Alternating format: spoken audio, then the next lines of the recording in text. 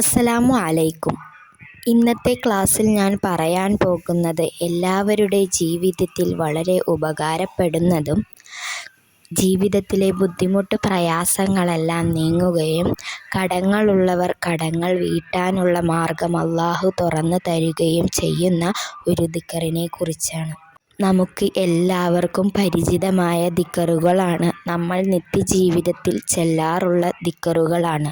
ഈ ദിക്റുകൾ ആത്മാർത്ഥതയോടു കൂടി നിങ്ങൾ ചെയ്താൽ ഇൻഷാ അല്ലാഹ് നിങ്ങളുടെ എല്ലാ ആഗ്രഹങ്ങളും സഫലീകരിച്ചു തരുന്നതാണ്. ഈ ദിക്ർ നല്ല നിയ്യത്തോടു കൂടിയും നിങ്ങളുടെ മനസ്സിലുള്ള പ്രയാസങ്ങളെല്ലാം അല്ലാഹുവിലേക്ക് പറഞ്ഞ് നിങ്ങൾ ഈ ദിക്ർ ചൊല്ലി നോക്കൂ. ഇൻഷാ അല്ലാഹ് ഉറപ്പായും നിങ്ങൾക്ക് പ്രതിഫലം ലഭിക്കുന്നതാണ്. നബി സല്ലല്ലാഹു അലൈഹി വസല്ലമ തങ്ങൾ നിത്യജീവിതത്തിൽ പതിവാക്കിയ ദിക്റുമാണിത്. ഈ ദിക്ർ ചൊല്ലി ധാരാളം ആളുകളുടെ കടങ്ങൾ വീടാൻ കഴിഞ്ഞു. സ്വർണം പണയത്തിലുള്ളവർ 2 ദിവസത്തിനകം എടുപ്പിച്ചു. ഇങ്ങനെയുള്ള അനുഗ്രഹങ്ങളെല്ലാം നേടിയെടുക്കാം ഈ ഒരു ഒറ്റ ദിക്ർ ചൊല്ലിയാൽ മാത്രം മതി. മുത്തുനബി സല്ലല്ലാഹു അലൈഹി വസല്ലമ തങ്ങളുടെ പേരിൽ എല്ലാവരും സ്വലാത്ത്, കഴിയുന്നത് 10 സ്വലാത്തെങ്കിലും നിങ്ങൾ ഓരോ ദിവസം ചൊല്ലുവാൻ ശ്രമിക്കുക.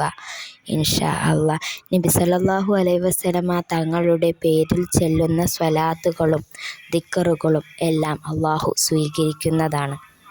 നമ്മളുടെ ജീവിതത്തിൽ ഉണ്ടാകുന്ന പ്രശ്നങ്ങളും പ്രയാസങ്ങളും മാറാൻ ഇൻഷാ അല്ലാഹ് ഈ സ്വലാത്തും ഈ ദിക്റുകളും നിങ്ങൾ ചൊല്ലുക.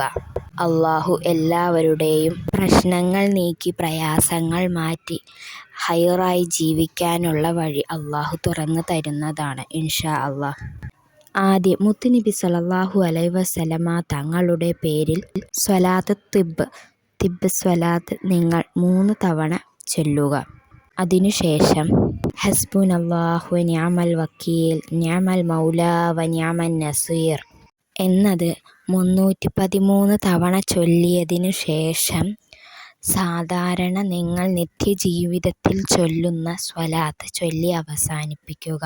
ഇൻഷാ അല്ലാഹ് ഉറപ്പായും നിങ്ങളുടെ ആഗ്രഹങ്ങൾ അല്ലാഹു സാധിച്ചു തരും. ഇശാ മഗ്‌രിബിന് ഇടയിലുള്ള സമയത്താണ് നിങ്ങൾ ഇത് ചൊല്ലേണ്ടത്. മഗ്‌രിബ് നിസ്കാരം കഴിഞ്ഞ് സുന്നത്ത് നിസ്കാരങ്ങൾ കഴിഞ്ഞ് ആ ഇരിപ്പിൽ തന്നെ വേണം നിങ്ങൾ ഇത് ചൊല്ലാൻ. ഇൻഷാ അല്ലാഹ് ഒറ്റ ദിവസം കൊണ്ട് നിങ്ങൾക്ക് ഇതിന് ഉത്തരം അല്ലാഹു നൽകുന്നതാണ്.